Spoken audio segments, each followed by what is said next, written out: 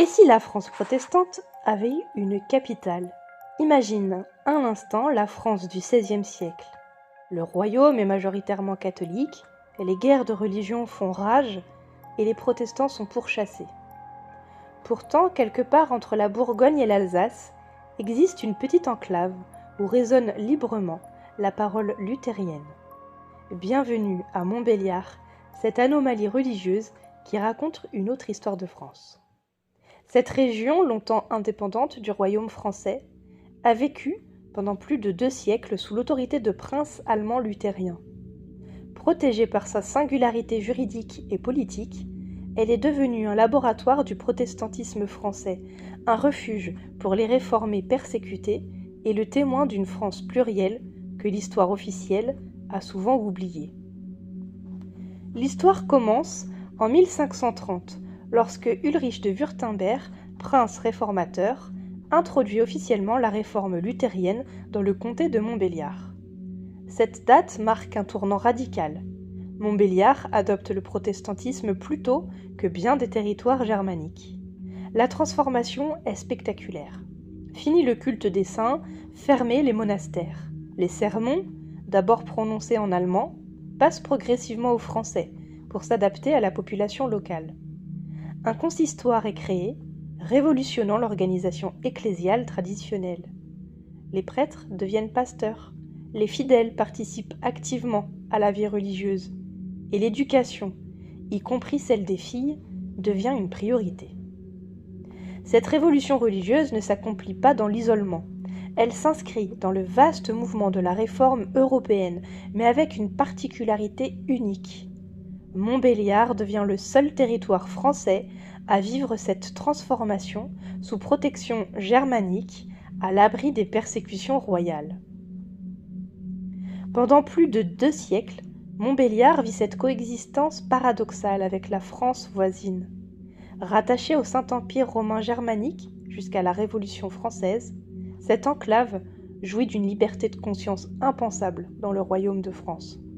Cette situation exceptionnelle transforme Montbéliard en véritable refuge. Quand les Huguenots fuient les persécutions, quand les intellectuels réformés cherchent un havre de paix, c'est vers cette petite principauté qu'ils se tournent. La ville devient un centre d'échange, d'idées et d'innovation. L'influence intellectuelle de Montbéliard rayonne bien au-delà de ses frontières. Ses écoles forment des générations de protestants, ses imprimeries diffusent la littérature réformée, ses médecins et savants participent au mouvement des Lumières. La ville mérite son surnom de Mini-Genève, même rigueur morale, même soif de connaissance, même liberté de conscience. Aujourd'hui encore, le patrimoine bâti de Montbéliard témoigne de cette histoire singulière. Le temple Saint-Martin, construit en 1601, est le plus ancien temple protestant de France encore en service. Sa simplicité architecturale contraste volontairement avec l'ornement des églises catholiques. Pas de statues, pas de décoration superflue, mais une chaire centrale qui souligne l'importance de la prédication.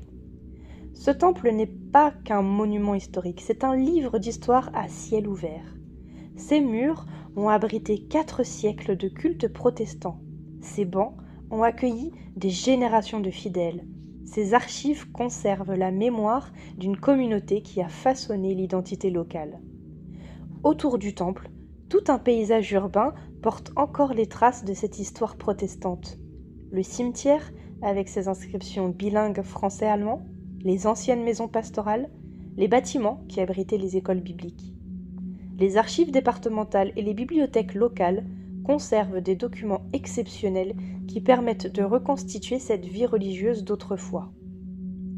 L'histoire de Montbéliard n'est pas celle d'un isolat paisible.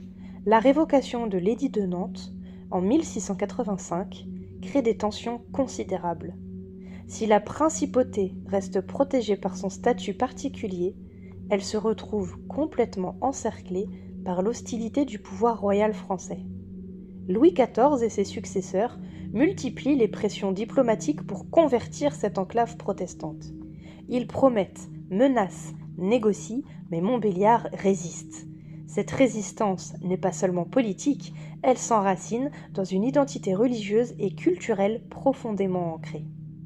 Le rattachement définitif à la France ne survient qu'avec la Révolution française en 1793. Paradoxalement, c'est la République révolutionnaire, avec ses principes de liberté religieuse, qui permet à Montbéliard de conserver son identité protestante tout en devenant pleinement française. 3 siècles plus tard, Montbéliard n'a pas oublié cette histoire exceptionnelle. La communauté luthérienne locale demeure active et dynamique. Le temple Saint-Martin continue d'accueillir des cultes, mais aussi des concerts et des visites guidées qui font découvrir ce patrimoine unique. Des initiatives locales valorisent cette mémoire protestante, musées dédiés, circuits de découverte, éléments culturels qui rappellent l'importance de cette histoire dans la construction de l'identité régionale. Car Montbéliard raconte bien plus qu'une histoire locale, elle témoigne d'une France plurielle, d'une époque où les frontières religieuses ne coïncidaient pas toujours avec les frontières politiques.